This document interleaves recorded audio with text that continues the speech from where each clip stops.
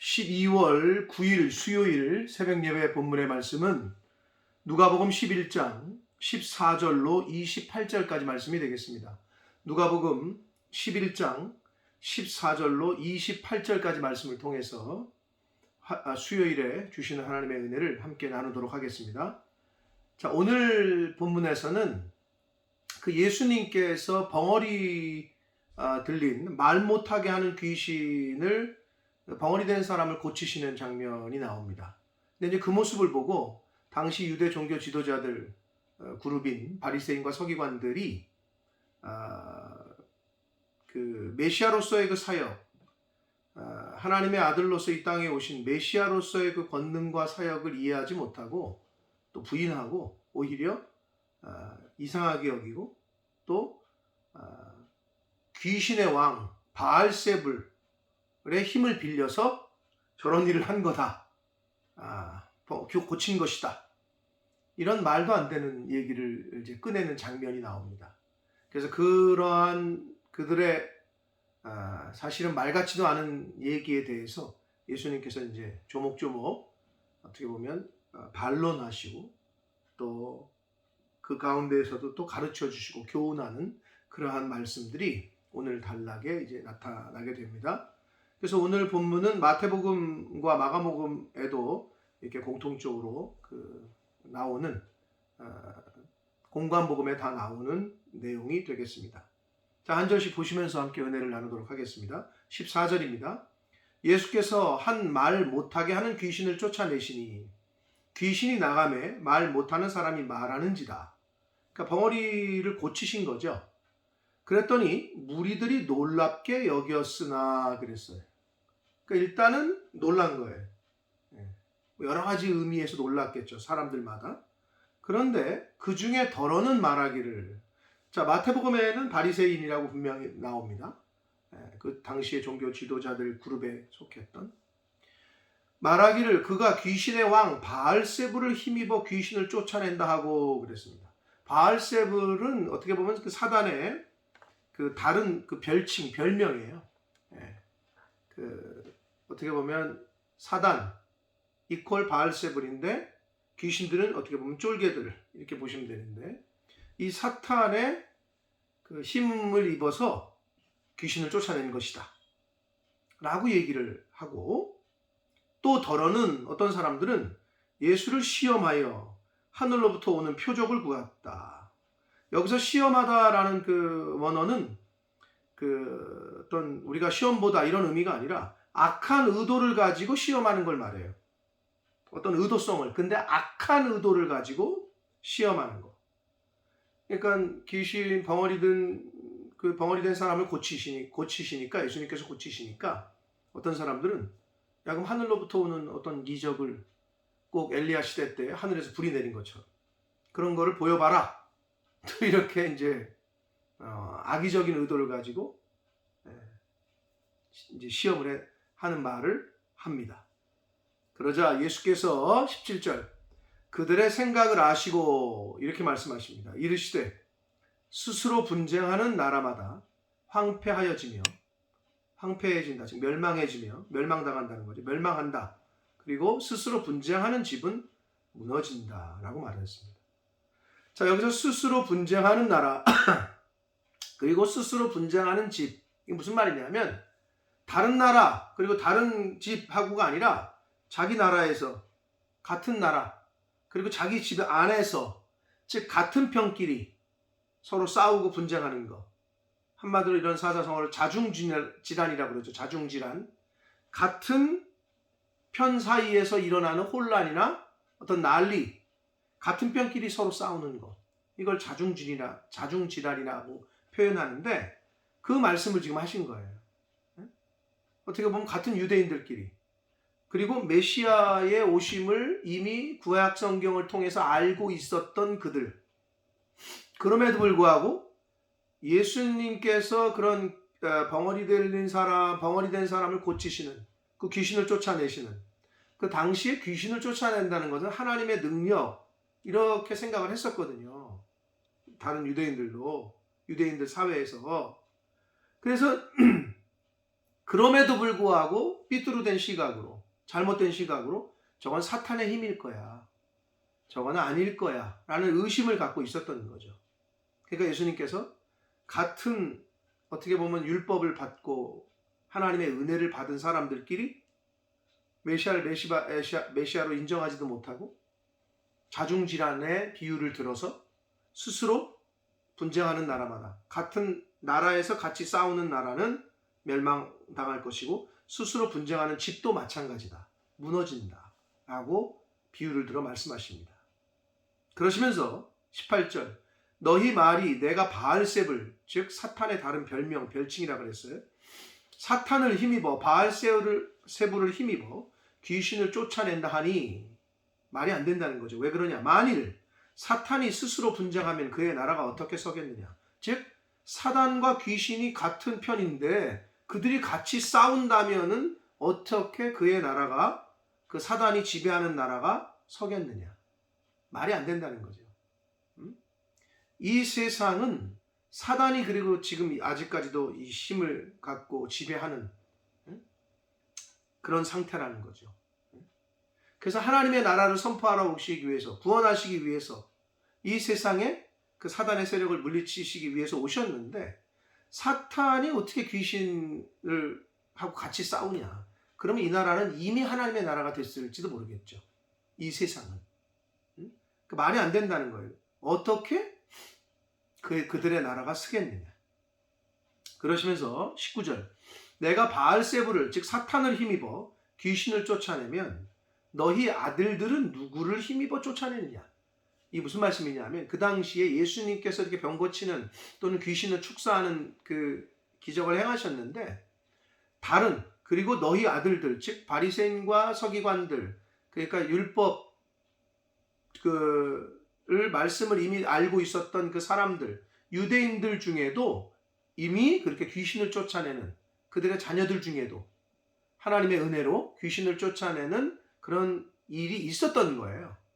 그래서 내가 사탄을 힘입어 귀신을 쫓아낸 거면 니네 아들들은 도대체 누구를 힘입어서 쫓아낸 거냐? 라고 되묻고 계신 거예요, 지금.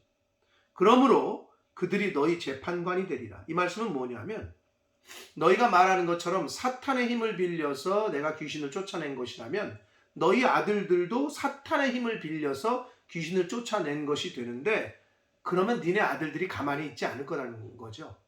아버지 이건 잘못된 거고 이건 아니고 이건 이거고 지적할 거고 판단받을 거라는 거죠. 자녀들한테.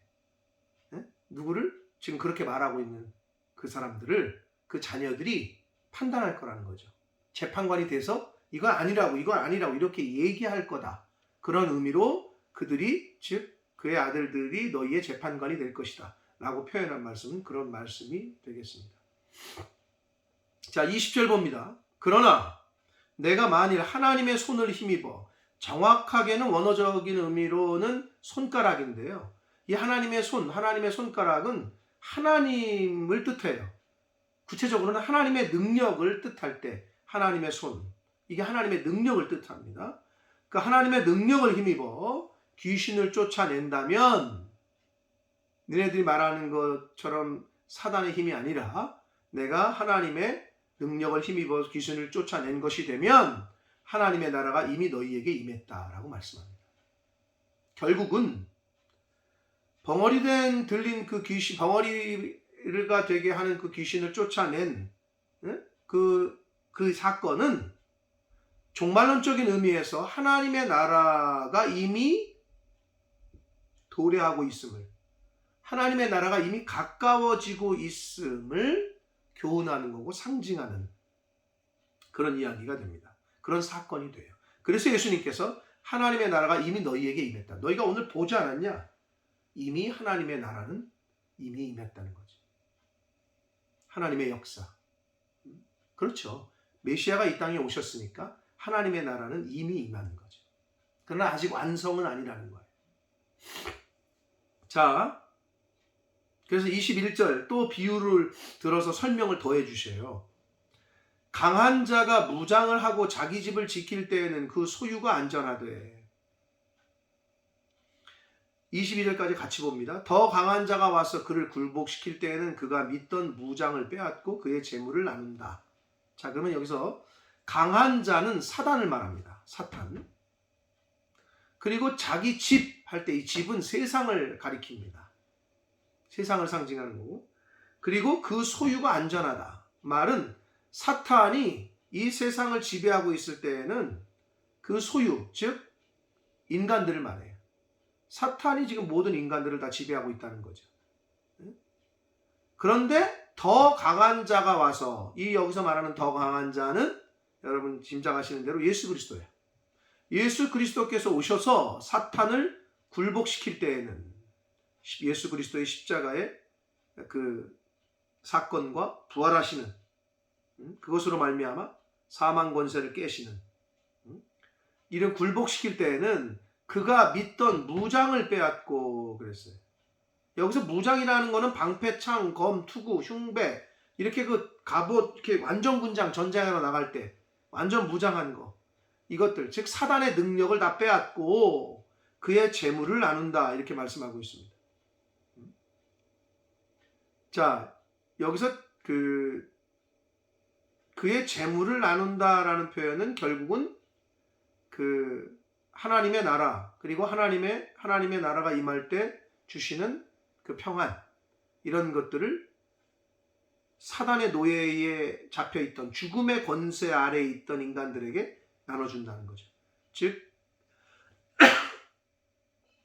어떤 영원한 생명력, 그리고 영생, 구원, 이런 것들을 이제 하나님께서 다시 하나님과의 관계, 그 영적인 생명력, 하나님과의 관계가 끊어졌었잖아요, 사단 때문에.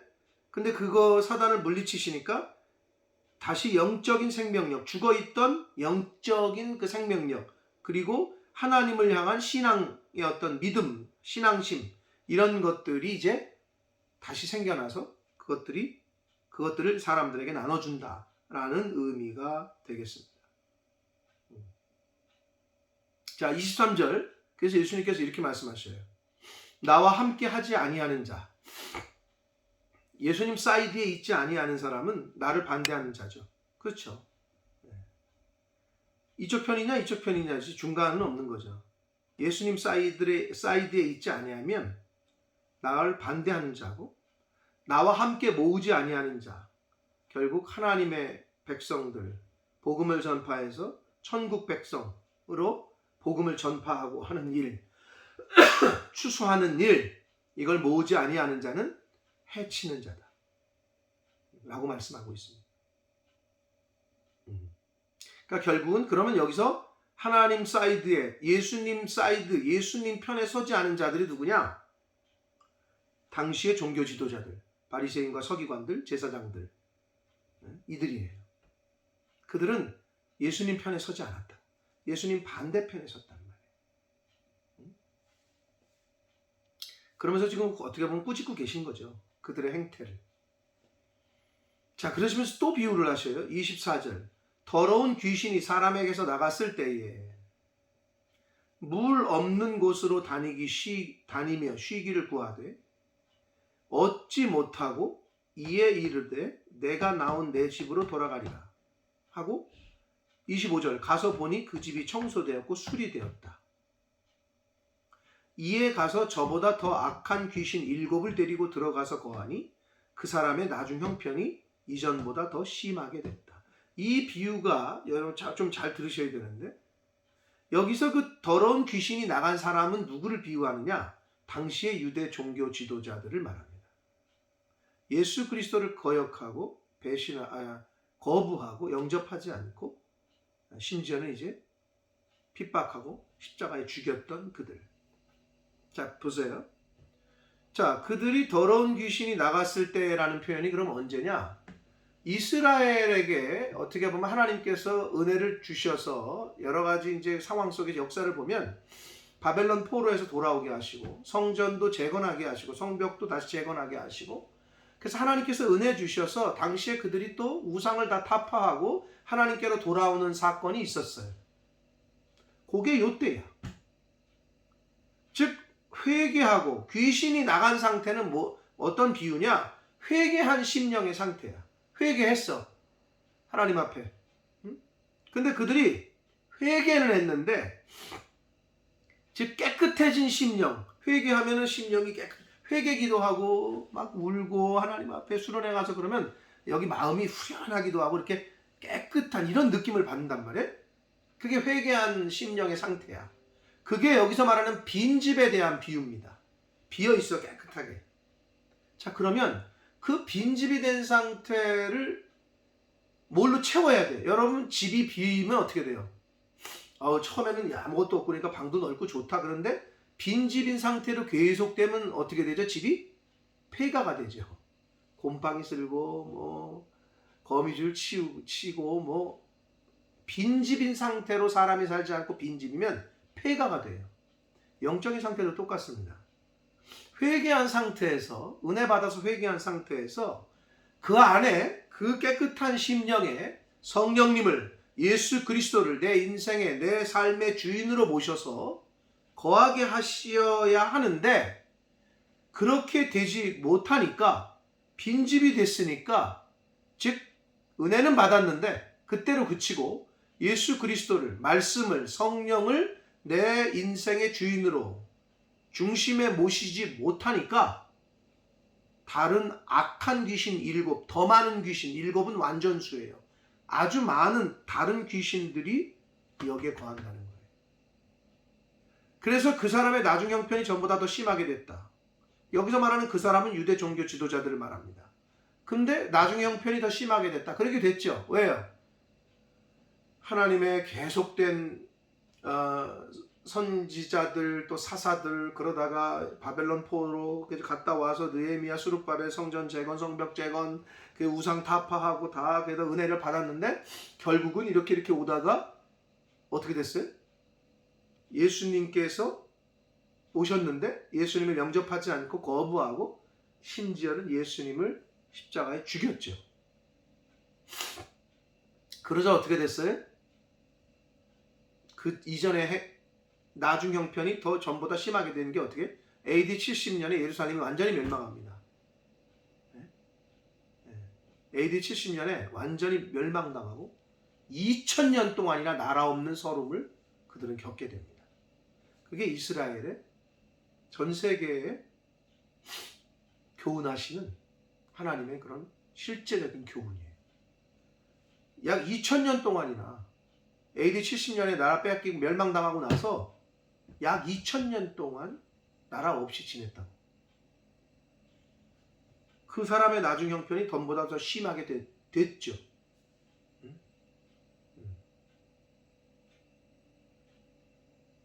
그래서 사도 바울은 고린도후서 13장 5절에 이렇게 말씀합니다.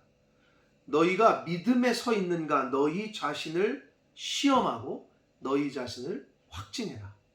그러니까 너희가 지금 매일매일 시험하고 컨펌해야 될 거는 내가 지금 믿음에 서 있는가. 그리고 예수 그리스도께서 너희 안에 계신 것을 늘 시험하라는 거예요. 내 안에 예수님이 지금 잘 계신가. 너희 안에 예수께서 계신 줄을 알지 못하느냐? 그러면서 뭐라 그러냐? 그렇지 않으면 만약에 예수 그리스도가 우리 안에, 우리 중심에 우리가 예수 그리스도를 모시지 않는다면 너희는 버리운 자다. 이렇게 말씀합니다. 네. 여러분, 이 비유는 우리가 정말 좀 묵상하고 또 바울의 말씀처럼 우리가 믿음 안에 서 있는가 늘 체크하고 내가 지금 말씀을 중심에 모시고 예수 그리스도를, 성령을 여기에 내 주인으로 모시고 내가 그 주인의 말씀에 순종하며 사는 삶을 살고 있는가, 이거를 늘 시험하고 확증하라 라고 말씀하시고 있습니다.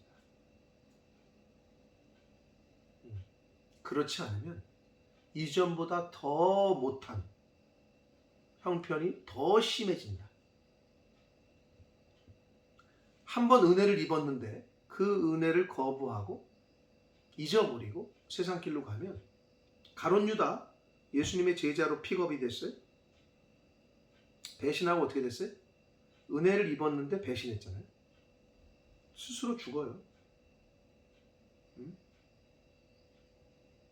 세상을 사랑해서 떠난 대만은 향락을 즐기고 우상에 신전에서 가증방탕한 생활하다가 죽는다고 기록의 역사의 기록에 그렇게 나옵니다. 한 번 은혜를 입었는데, 한 번 사랑을 입었는데, 하나님의 은혜, 이 말씀의 은혜를 입었는데 그걸 버리고 세상으로 가잖아요. 이전보다 더 형편이 심해진다니까. 당연히 그럴 수밖에 없죠. 하나님께서 보실 때. 몰라서 그런 사람들은 또 재고의 여지가 있어요. 그런데 은혜도 경험하고 하나님의 어떤 살아계심을 체험하고 성령의 어떤 그 은혜를 맛보았는데 그거를 버리고 세상과 짝하잖아요. 나중 형편이 전보다 더 심하게 됩니다. 그래서 우리는 늘 우리가 믿음 안에 서 있는지 확증하고 시험하고 내 안에 예수 그리스도를 모시고 말씀을 모시고 그 말씀에 순종하는 삶을 살아야 될 줄 믿습니다. 자, 27절 봅니다. 이 말씀을 하실 때 그렇게 말씀을 비유로 가르치고 계신데 무리 중에 한 여자가 음성을 높여 이르되 소리를 지릅니다. 당신을 뵌 태와 당신을 먹인 젖이 복이 있나이다. 마리아, 엄마, 당신 엄마가 참 복이 있습니다. 라고 얘기를 해요. 왜 이렇게 얘기하는 거냐면 당시의 유대인들의 습관에서는 어떤 사람이 잘하잖아요. 행동을 잘하고 참 옳은 일을 하잖아요. 그럼 뭐라고 그러냐? 부모를 칭찬했다고. 그건 또 우리 한국하고 정말 비슷한 게 많아요. 그게 유대인들 사이에서의 어떤 문화였어요. 우리도 그러잖아요. 어떤 사람이 넌 네 집 자식이냐? 이렇게 묻잖아요. 비슷한 게 많아요. 그러니까 이 여인이 하나님의 어떻게 보면 영광이 되고 그리고 예수님의 행동을 보고 모습을 보고 엄마가 도대체 누구냐? 복되다. 이렇게 얘기한 거예요. 그런데 예수님께서 뭐라고 말씀하시느냐? 예수께서 이르시되 오히려 하나님의 말씀을 듣고 지키는 자가 복이 있다. 자, 복 있는 자가 누군지에 대해서 다시 언급을 하셔요. 당신을 보니 당신의 엄마가 참 복된 사람이다. 이렇게 얘기해. 그러니까 육체적인 조건, 혈육관계니까 육적인 조건이 아니고 영적인 것이 참된 복을 받는 조건이라고 예수님이 다시 말씀을 하시는 거예요. 근데 뭐라고 말씀하시느냐? 하나님의 말씀을 듣고 지키는 자가 복이 있다. 라고 말씀하고 계세요. 이 듣고라는 이 말, 아쿠오라는 헬라 원어인데 이 말은 그냥 단순하게 듣는 거가 아니고 아주 그 말씀을 소중하게 여기고 집중해서 듣고 순종하는 것까지를 말해요. 그래서 집중해서 아주 그냥 간절한 마음으로 말씀을 듣고 그리고 지키는 자가 복이 있다라고 말씀합니다. 이 예수님의 이 복 있는 자에 대한 교훈은 누가복음 8장에서 우리가 살펴본 대로 8장 21절에 보면 그 예수님이 사역을 하실 때 저기 어머니하고 형제 친척들이 찾아오잖아요.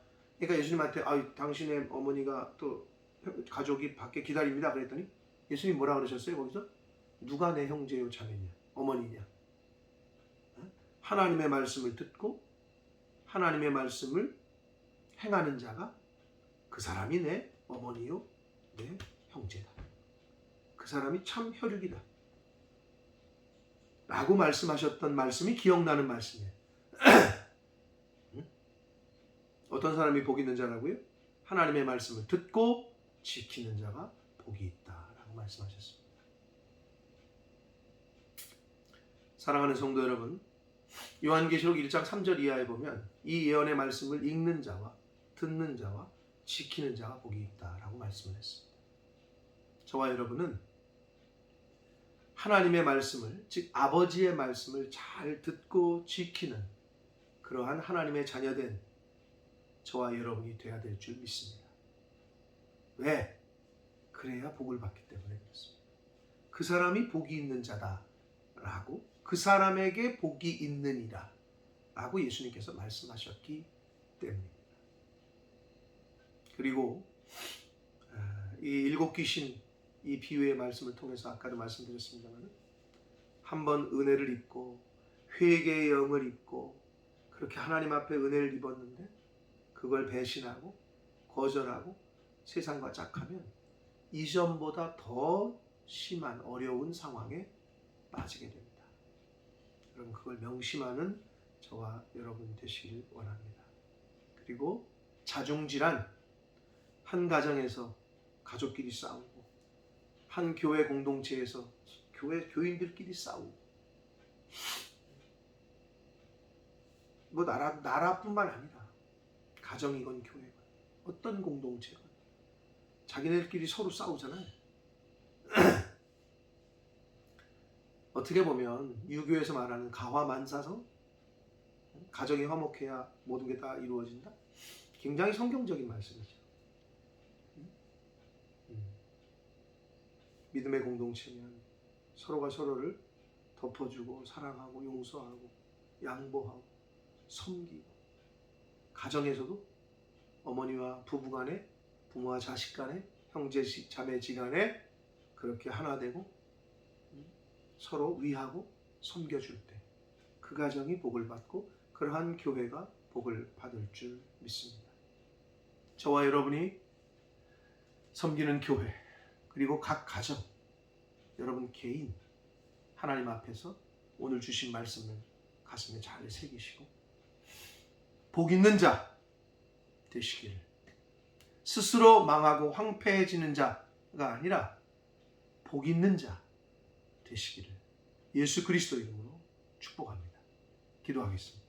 살아계신 하나님 아버지 감사합니다. 오늘도 새날 주시고 생명 주시고 하나님의 말씀을 전하고 듣게 하시니 아버지 감사합니다. 아버지 하나님, 하나님의 말씀을 듣고 행하는 자, 지키는 자가 복이 있다라고 말씀하셨습니다. 아버지, 하나님의 자녀라고 하고 천국 백성이라고 하는데 하나님 아버지의 말씀을 제대로 듣지도 않고 읽지도 않고 행하지도 않는 그러한 자식들 되지 말게 해주시고, 아버지의 말씀을 잘 듣는 효자처럼 하나님 아버지의 말씀을 잘 듣고 지키고 행하는 자, 영적인 효자가 되는 저희들 될 수 있도록 주여 은혜 내려 주옵소서. 받은 은혜, 하나님 아버지에게 받은 그 사랑을 기억하게 해주시고 대응망덕한 그러한 삶을 살지 말게 해주시고, 하나님께서 은혜 주시고 베풀어 주신 그 사랑에 보답하며 하나님의 말씀에 순종하며 사는 성도요 하나님의 자녀된 저희들 될 수 있도록 주여 은혜 내려 주옵소서. 예수 그리스도 이름으로 축복하며 기도 올리옵나이다. 아멘.